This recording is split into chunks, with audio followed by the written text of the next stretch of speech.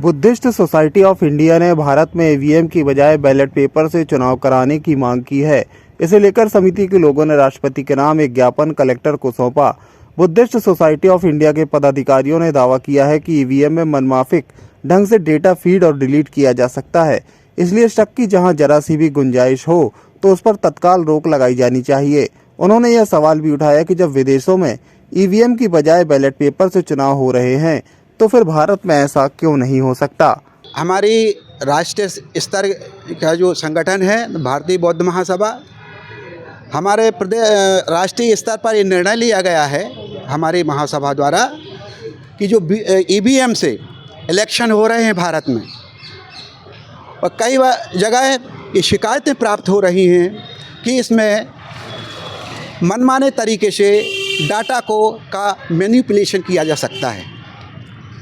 विदेशों में भी यह सुनने में मिल रहा है, अखबारों में ये जानकारी मिल रही है हमें कि विदेशों में भी इस प्रकार की शिकायतें प्राप्त हुई थी, जिसमें वहाँ के जो प्रशासन है, शासन है, उन्होंने ईवीएम को हटाकर बैलेट पेपर के माध्यम से इलेक्शन कराना सुनिश्चित किया है।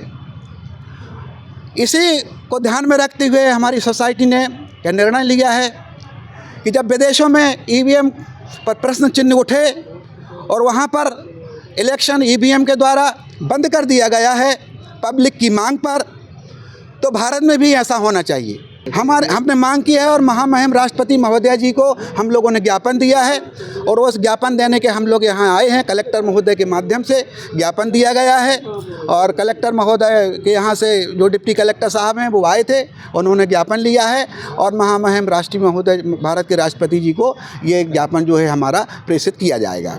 ब्यूरो रिपोर्ट, टीम पल पल इंडिया न्यूज़।